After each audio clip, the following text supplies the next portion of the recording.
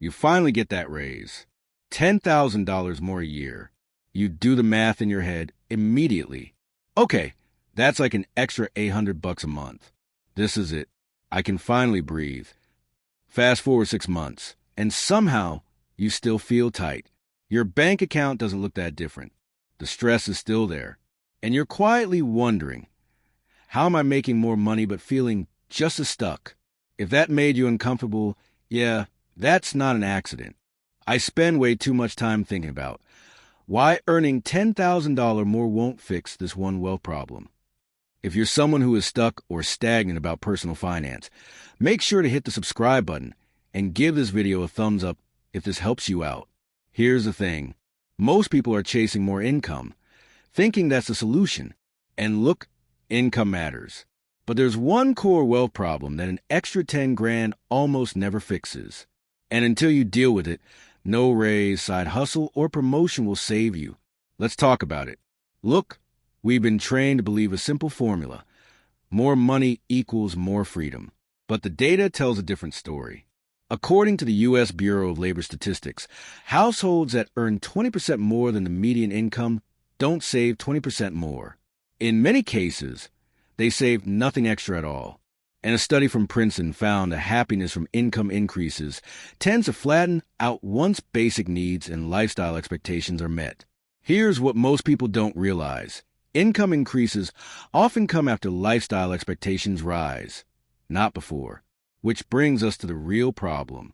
The one wealth problem that earning $10,000 more won't fix is this. You don't have a system that controls how money flows through your life.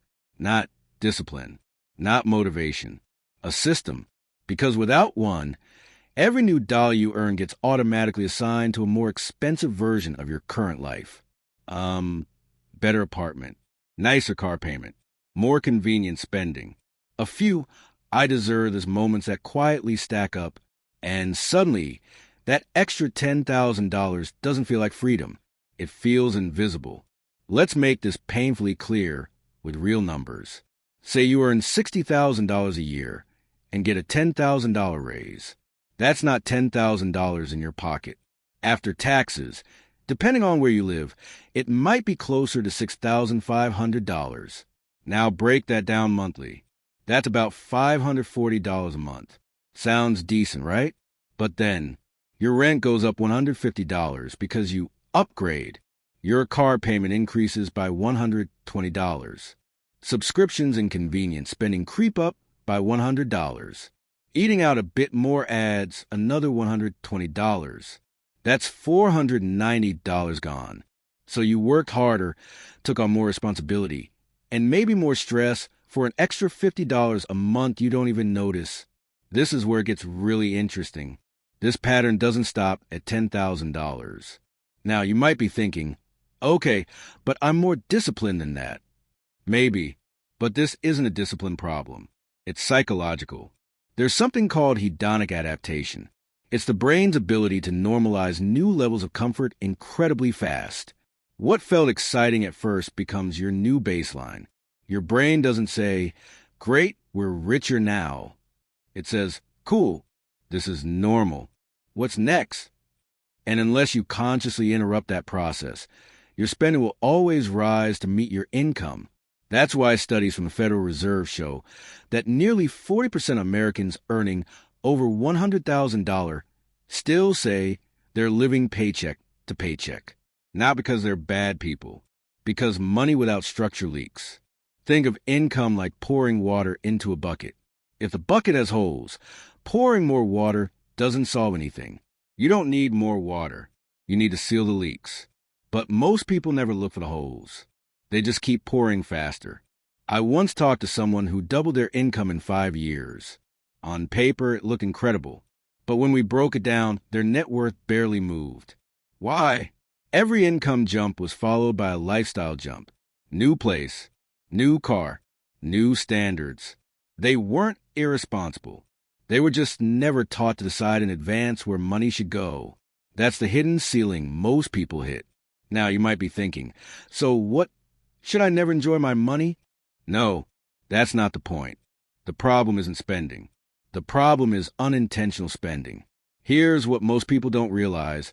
Wealthy people don't feel deprived. They feel clear. They decide first. Then they spend freely within those decisions. The real fix isn't earning more. It's changing how you relate to money. Instead of asking, how can I make more? Ask, what does my money need to do for my life? Because wealth isn't about income. It's about margin. Margin between what you earn and what you need.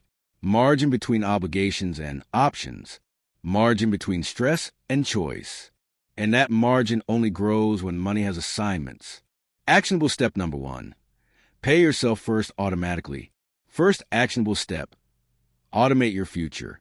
Before lifestyle has a chance to adjust, set automatic transfers the same week your income increases. For example, 50% of any raise goes directly into investments or savings. 30% can improve lifestyle. 20% stays as buffer or flexibility. That way, your future self gets paid before your present self negotiates. Actionable step number 2. Cap your default life. Second step. Create a default lifestyle cap. Decide what your baseline life costs. Rent, food, transport, essentials. Then commit to not raising that baseline, unless your net worth is also rising. This is how you turn raises into leverage, not pressure. Actionable step number 3. Track net worth, not income. Third step. Obsess less over income and more over net worth. Income is temporary. Net worth is cumulative. Someone earning $70,000 with a rising net worth is winning. Someone earning $120,000 with flat net worth is stuck. Track what grows. That's what matters. This is where it gets really interesting.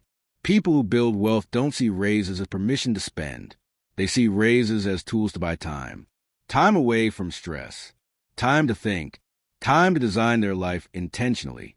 And once that identity clicks, earning more actually starts to work.